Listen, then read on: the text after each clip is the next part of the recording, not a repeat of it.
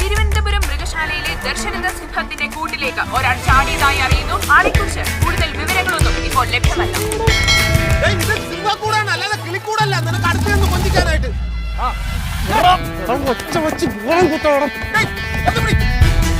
എടാ മരം ചുറ്റല്ല, എനിക്ക് വീട്ടിൽ പോണോന്നു. നടക്കണം